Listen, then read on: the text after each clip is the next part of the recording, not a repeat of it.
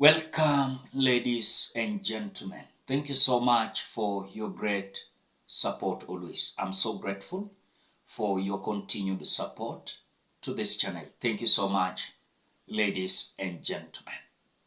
Now, Kenyans, I was trying to read the Daily Nation today about the Ruto's men sued over classified spying software.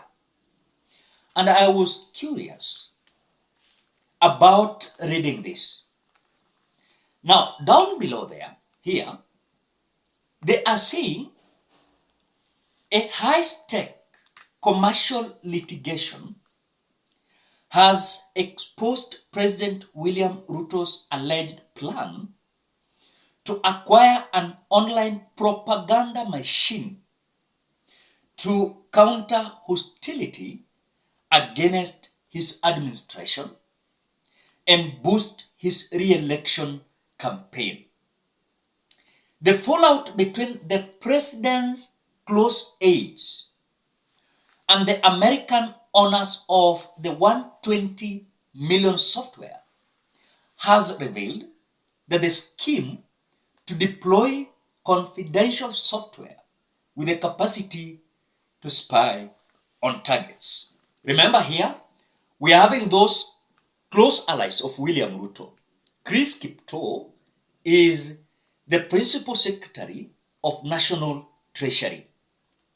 We are having Felix Koskei, head of public service. We are having Eric Ngeno.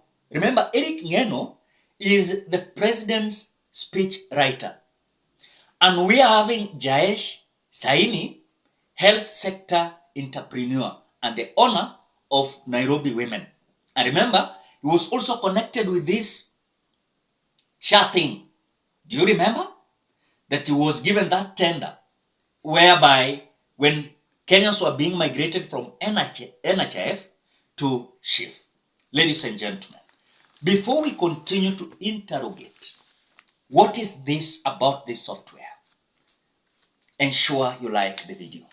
As you always do, when you like the video, you automatically support the work that I'm doing in this channel, because sometimes you watch the video and you forget liking the video. So this is just a reminder. As you watch, ensure you like the video. Now, Kenyans, this is just an interesting story that I want us to dig in and understand how William Samoei Ruto is seriously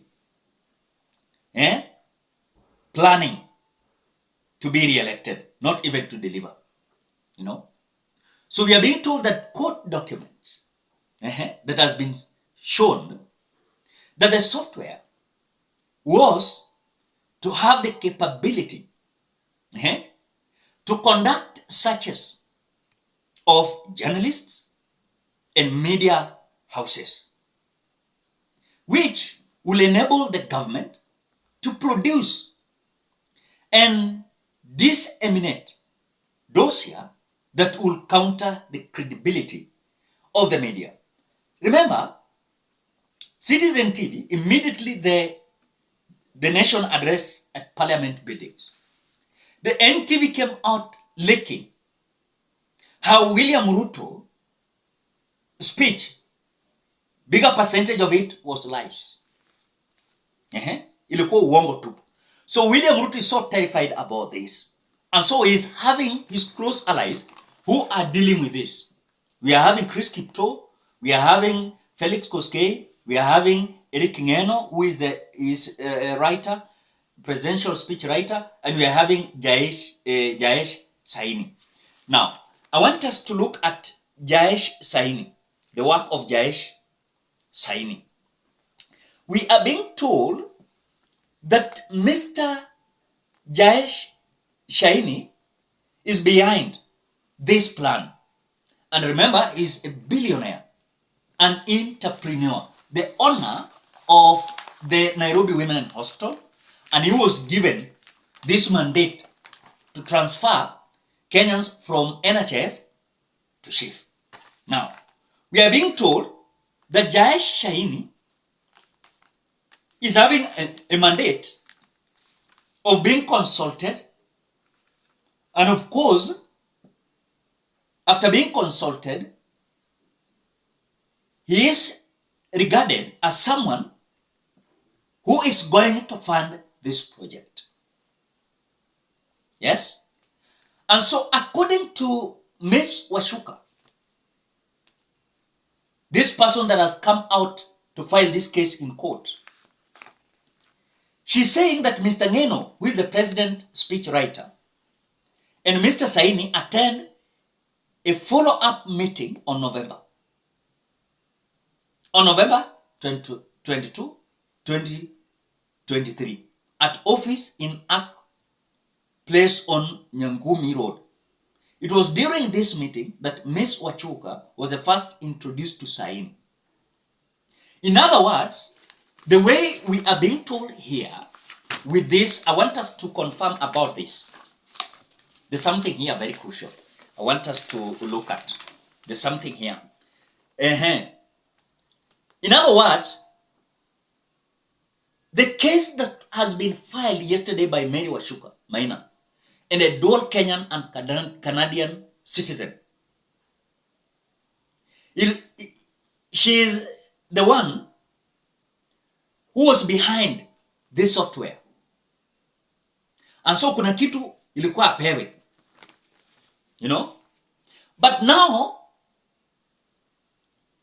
after we are being told that Ruto's men never agreed on some issues and led to Mary Washuka Maina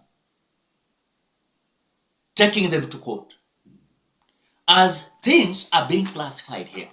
You know? Again, on the same note, as now the duty of Sahin Jayesh is going to be consulted and fund this project. The reason of funding this software is just for propaganda. Sijui kama mnanipata. Si hata kudeliver, to come and manipulate Kenya with propaganda. And number two, to ensure that William Ruto is going to be re-elected. So according to the person that has filed this case, Ms. Washuka, she's saying that in court papers that she lost everything she had worked for while in US, in cladding her house to settle the hefty fines imposed on her.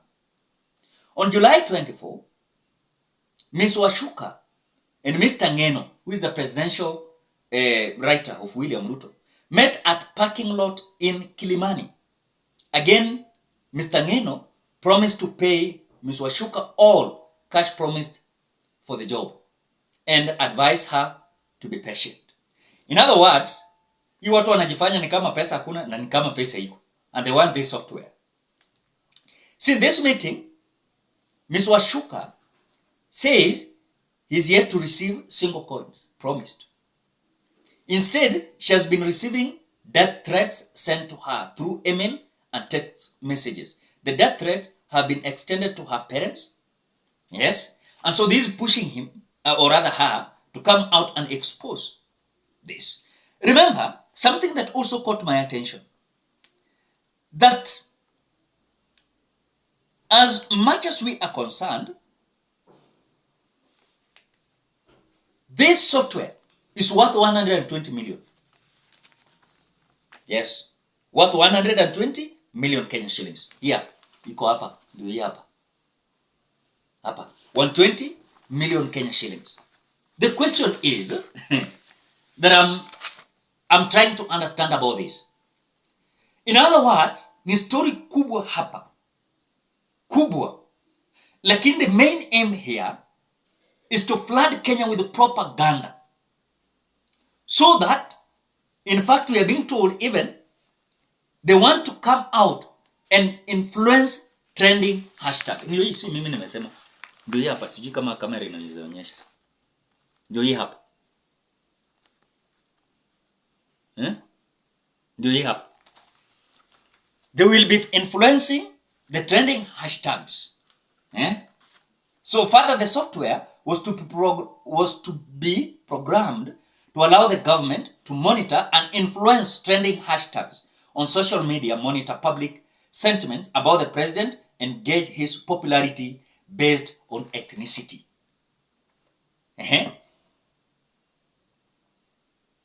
Mnaipata?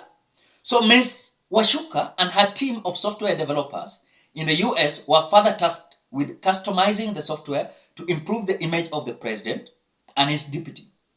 Mr. Ngeno said the president wanted the software to address his government's reputations problem.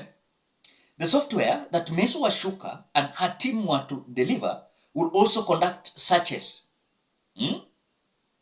on journalists and media houses. Hiyo nimesema. This will enable the government to produce and disseminate a dossier, that will counter the credibility of the media. Because the media has been always so eminent on some issues that William Ruto is spreading as propaganda. That is what we're being told here. Now, in general, the software will be used to gather intelligence produce reports on planned attacks by the media and opposition.